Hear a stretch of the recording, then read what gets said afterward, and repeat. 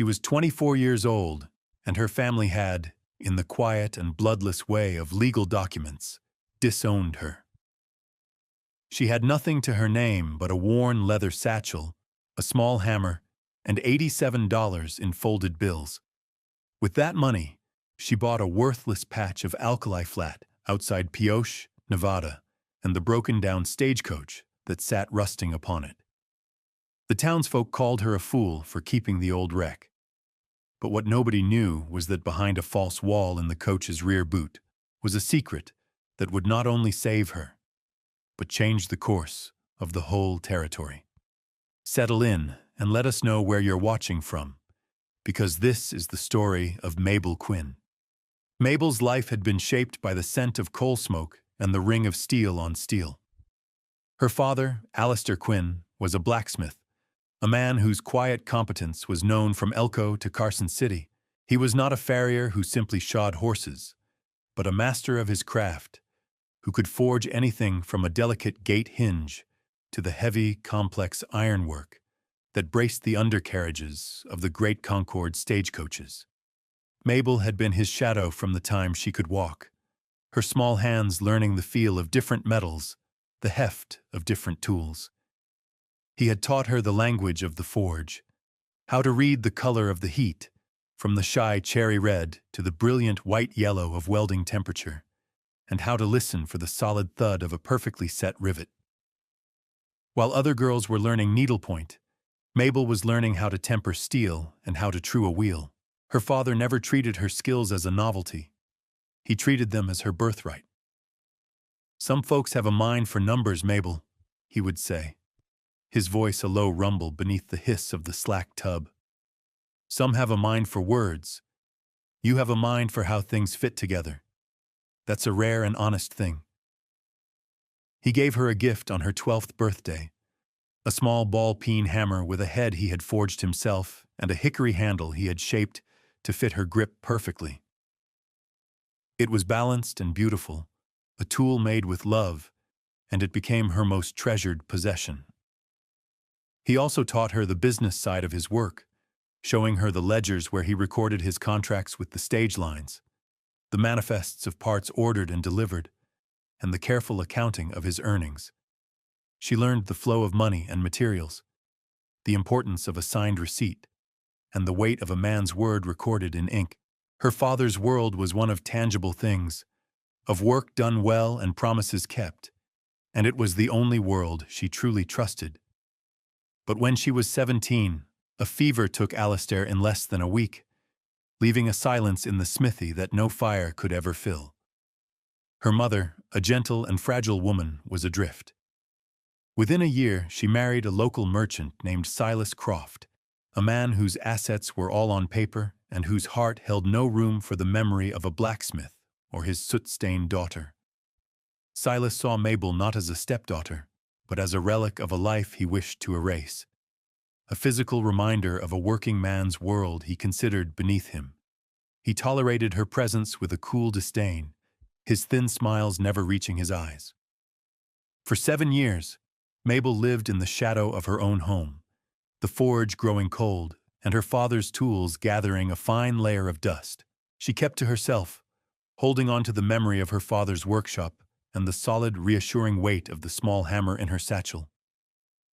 The end came not with a shout, but with the dry rustle of paper. 3 months after her mother passed away from a lingering illness, Silas Croft called Mabel into the parlor, the one room in the house she had always avoided. It was filled with his polished furniture and smelled of lemon oil and stale cigar smoke. He did not ask her to sit.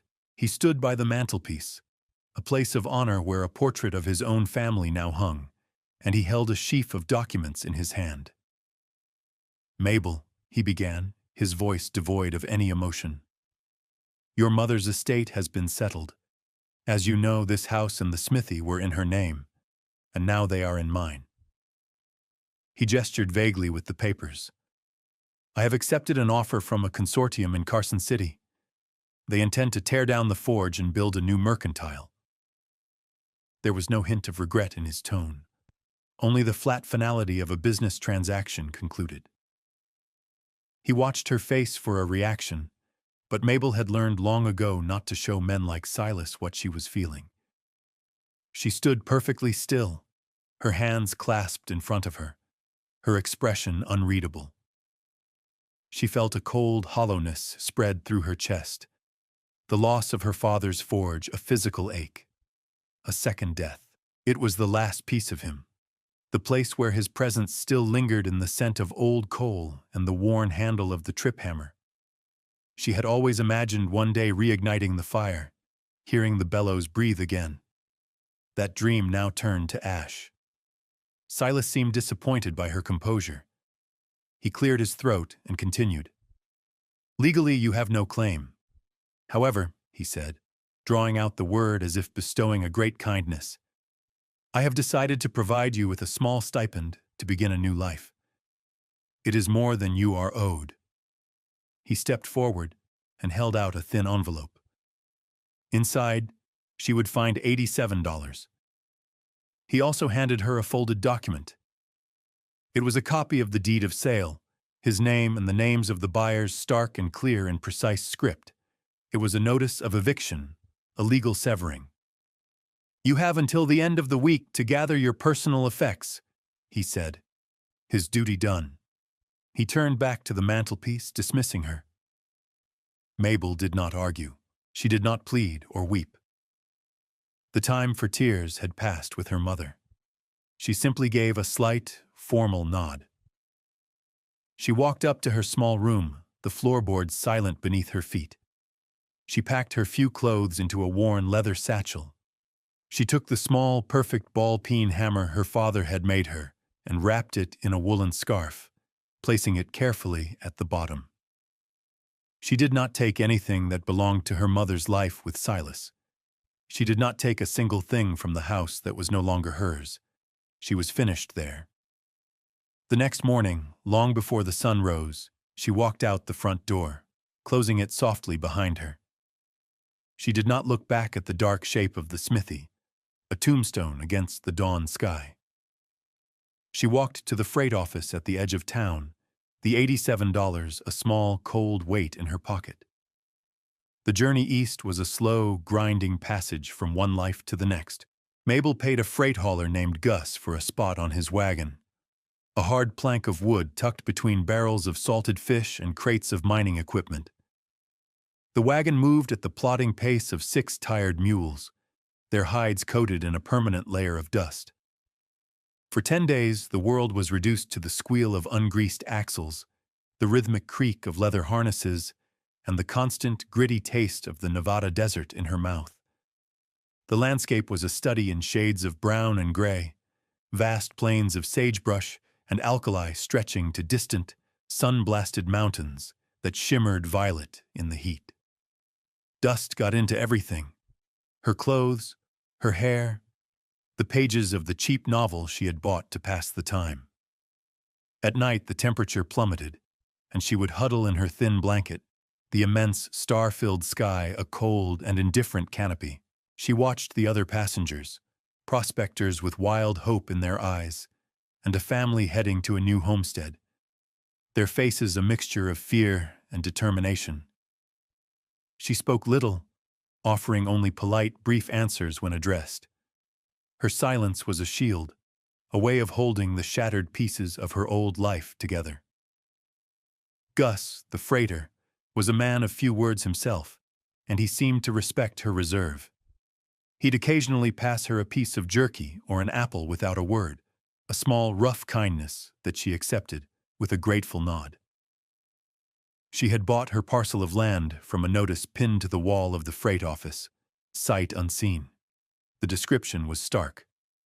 1 acre, level ground, 5 miles west of Pioche, includes abandoned coach. The price was $80. It had seemed like a sign, a strange echo of her father's work. Now, under the relentless sun, the decision felt like a fool's gamble.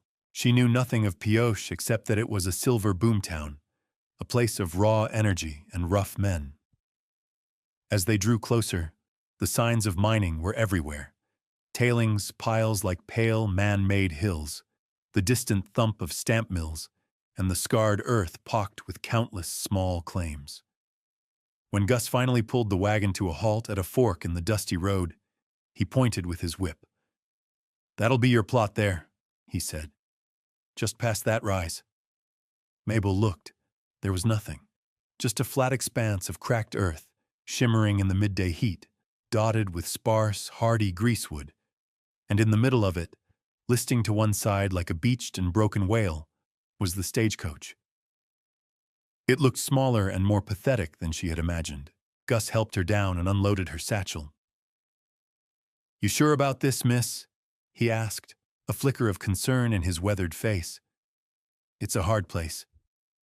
Mabel looked from the desolate land to the derelict coach, and for the first time, a flicker of something other than grief stirred in her. It was a challenge. "I'm sure," she said, her voice steady. He nodded, tipped his hat, and with a cluck to his mules, the wagon rumbled on, leaving her alone in a cloud of settling dust, the silence of the desert descending around her. The stagecoach was a ghost of its former glory. It was a Concord. She could tell that immediately by the distinctive egg-shaped body and the thoroughbraces, the thick leather straps that formed its suspension system. Her father had worked on dozens of them, and she knew their construction as well as she knew her own hands. This one had been painted a deep, lustrous red once, but the Nevada sun had bleached it to a pale, peeling rose, with patches of bare wood showing through like bones. The name of the line, Wells, Fargo and Company, was just a faint ghost in faded gold leaf on the doors. It listed heavily to the left, the rear wheel on that side having collapsed into a wreck of splintered spokes and a warped iron tire. The other three wheels were intact but weathered, the wood dry and cracked. The driver's box was exposed to the elements. The leather of the seat split and curling, and the heavy brake lever was rusted into its bracket. Mabel walked around it slowly, her hand trailing over the rough, sun-baked panels. She ran her fingers over the iron fittings, the hinges and the braces. They were pitted with rust, but still solid, forged with a skill her father would have respected. The main body was built of seasoned ash and oak, and though the paint was gone, the wood itself seemed sound, a testament to the builders in Concord, New Hampshire, who had sent their creations on the long journey around the Cape Horn to serve the West. She pulled open one of the heavy doors, its hinges groaning in protest. The inside smelled of dust, decay, and the faint, musty scent of mice. The three bench seats were covered in what had once been fine leather, but it was now shredded and torn, the horsehair stuffing spilling out in clumps. The ceiling was stained with water spots, and a fine layer of sand covered every surface. It was a ruin. Anyone else would have seen it as firewood, as scrap. But Mabel saw the frame. She saw the honest joinery, the strength of the undercarriage, the enduring quality of the ironwork. She climbed up into the driver's seat, her hands resting where 100 other hands had held the reins.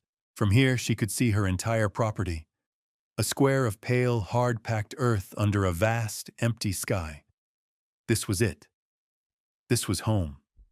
In the back, the rear boot, designed for mail and luggage, was latched shut. She had to use the claw of her father's hammer to pry the rusted mechanism open.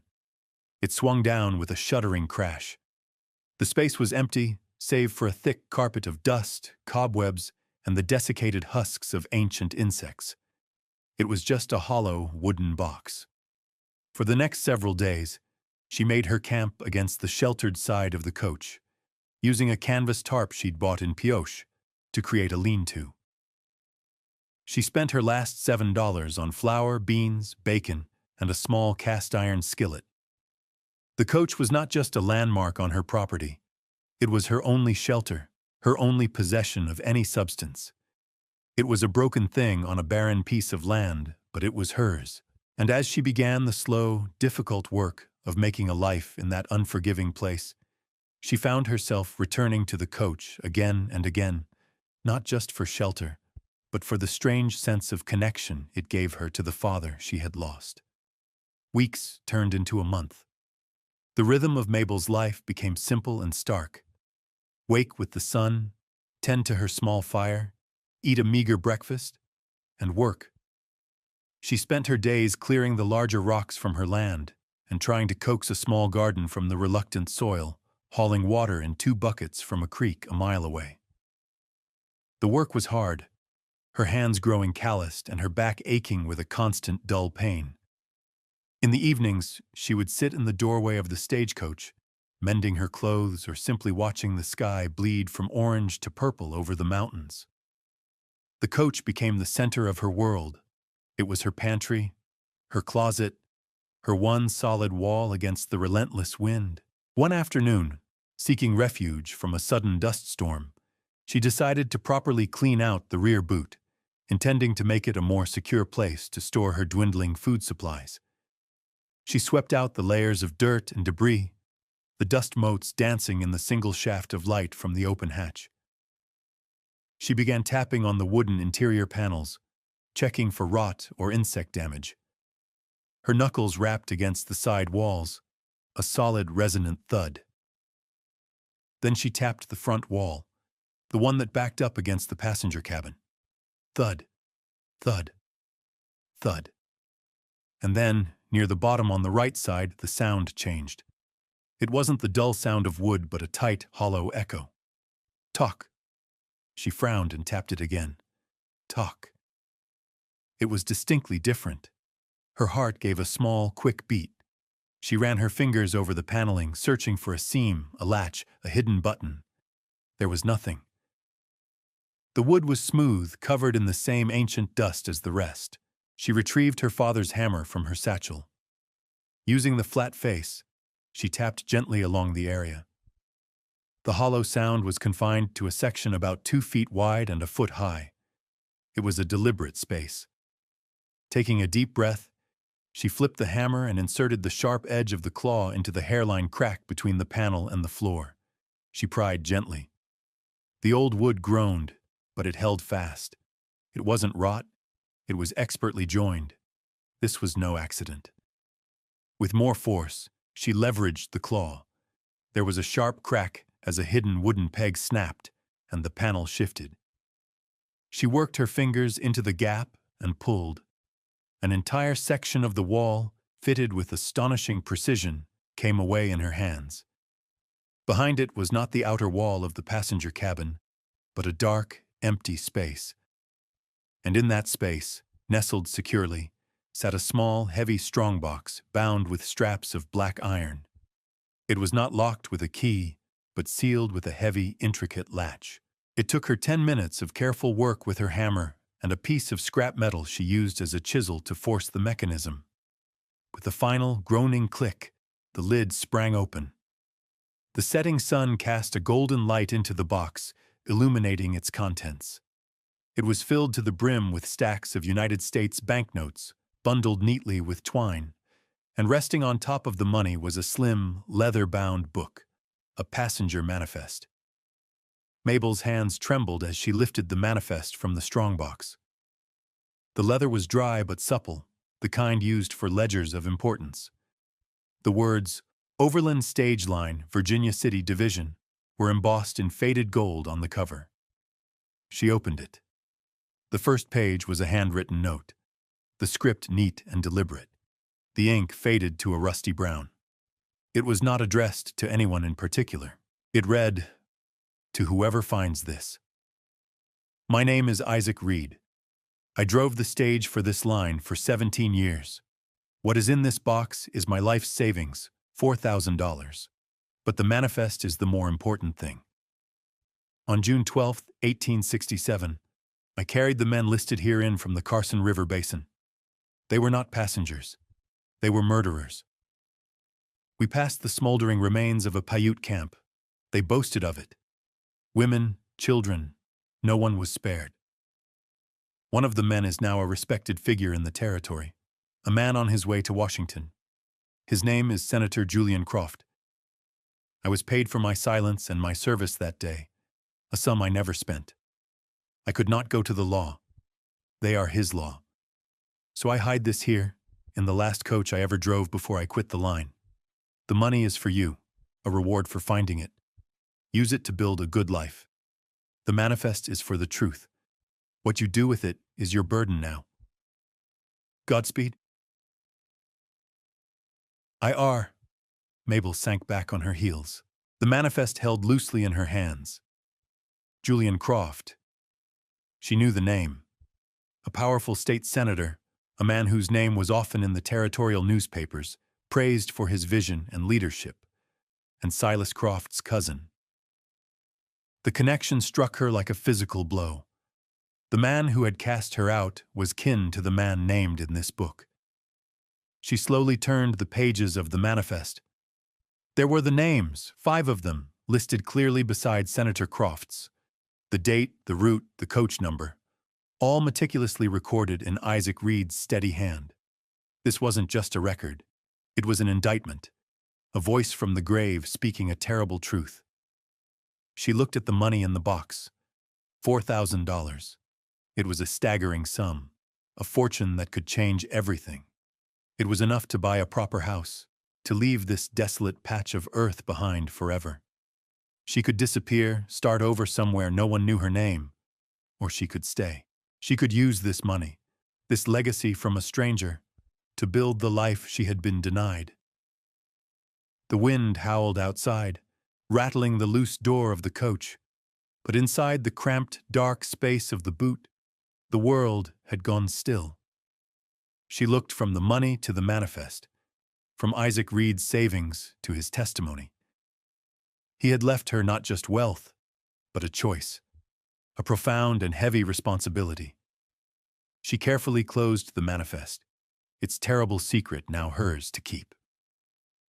She placed it back in the strongbox, on top of the money, and closed the heavy lid.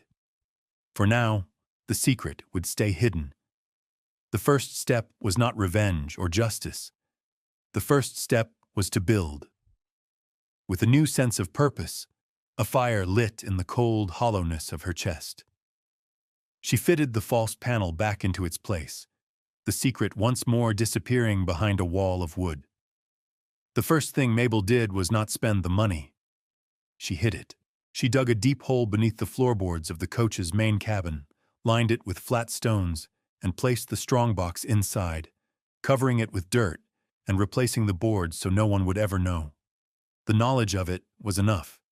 It was a foundation, unseen but solid, upon which she could now build. Her first real task was the broken wheel. It was beyond simple repair. It needed to be completely rebuilt.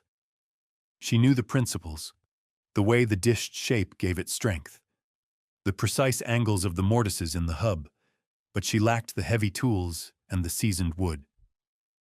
She walked the 5 miles into Pioche, a town teeming with the chaotic energy of the silver boom. She found the wheelwright's shop tucked away on a side street, the air around it smelling of sawdust and hot iron. The man inside was named Elias Vance, a man well into his 70s, with hands as gnarled as old oak roots. He looked at her skeptically when she described what she needed. "That old wreck out on the flat?" he grunted. "That's firewood, girl, not a carriage." Mabel didn't flinch. "The hub is sound," she said, her voice even. "And the iron tire is salvageable. I need seasoned hickory for 12 spokes and 4 new felloes of white oak. I can pay for the wood and for your time." Elias fell silent, surprised by her specific terminology. He looked at her more closely, at her work-roughened hands and the steady confidence in her eyes. He saw not a foolish girl, but someone who understood the craft. "Hickories, dear," he said, testing her. "And I don't have time for fancies." "I know what it's worth," Mabel replied, and she quoted him a fair price for the raw materials, a price she knew from her father's old ledgers. A slow smile cracked the old man's weathered face. "Well, I'll be," he murmured. "Alistair Quinn's girl. I heard you'd left town." He had known her father, had respected his work. That was the only reference she needed. He agreed to help her, not by doing the work for her, but by allowing her the use of his shop and his tools, guiding her when she needed it. For 2 weeks, Mabel worked in his shop, her father's hammer feeling perfectly at home in her hand as she shaped and fitted the new spokes. She learned the rhythms of pioche. A woman named Martha Gable, who ran the boarding house next door, began bringing her a hot meal in the middle of the day, a thick stew or a plate of beans and bread, never saying much more than, "You need to keep your strength up."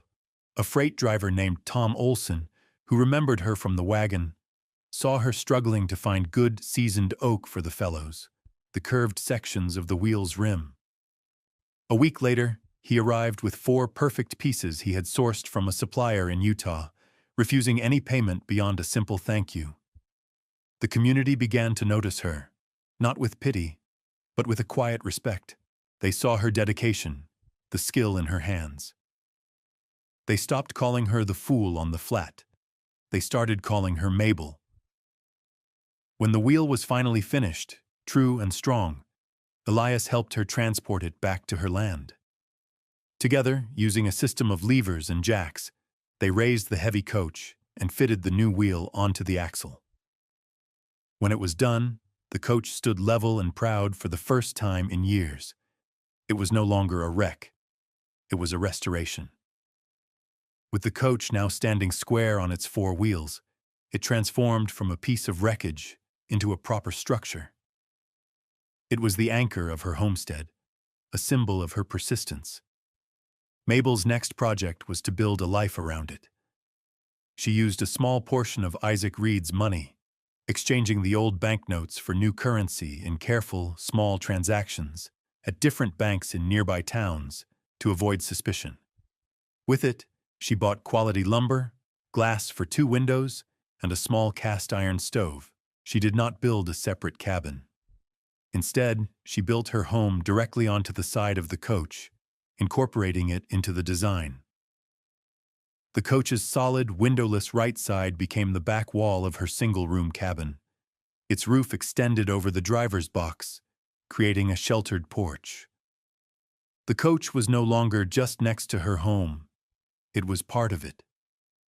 The men who delivered the lumber were surprised by her detailed plans, the precise measurements she had drawn on a piece of scrap paper.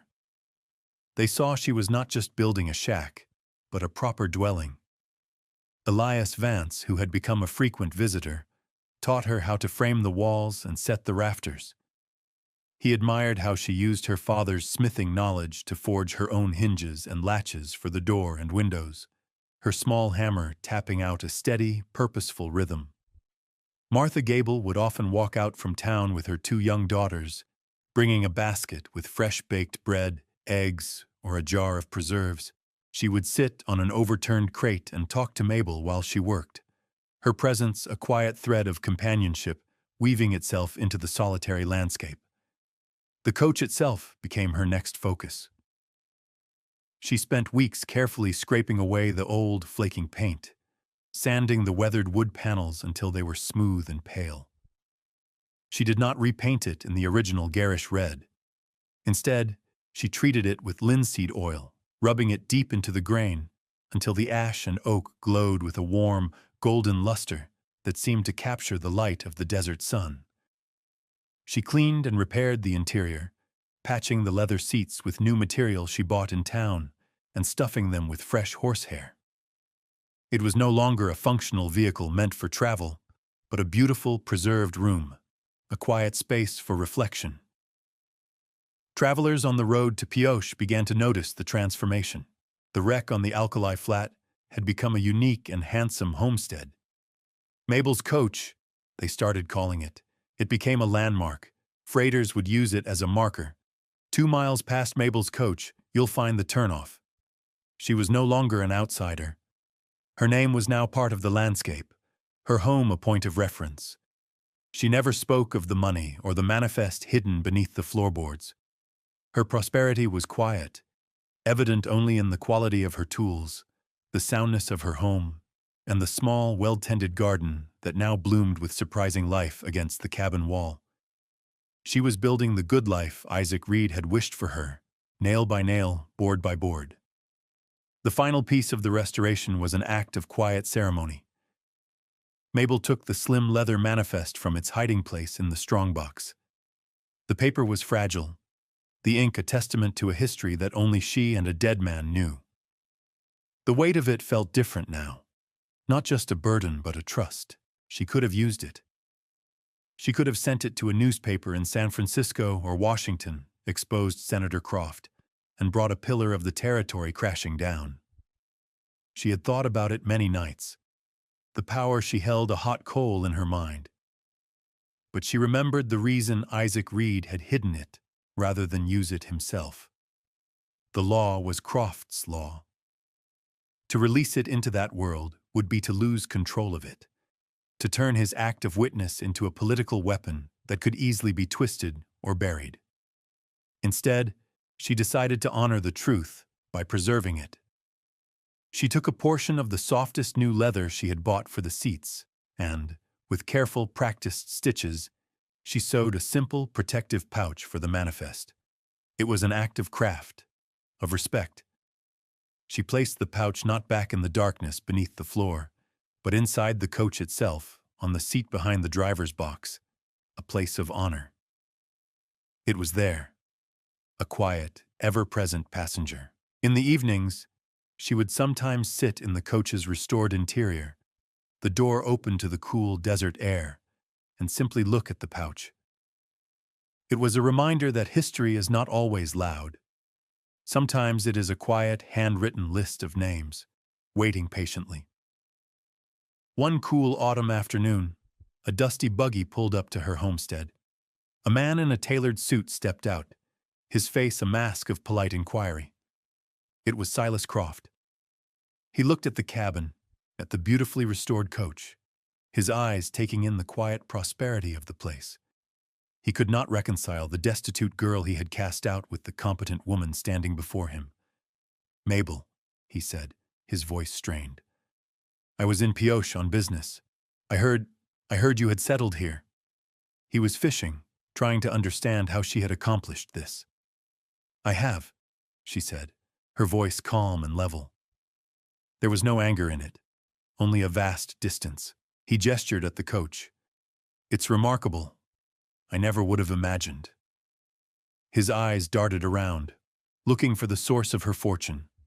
A lucky mining claim, a wealthy husband he hadn't heard about.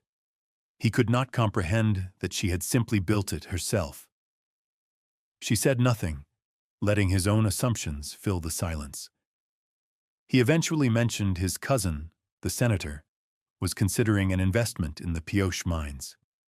He watched her face for a reaction. There was none.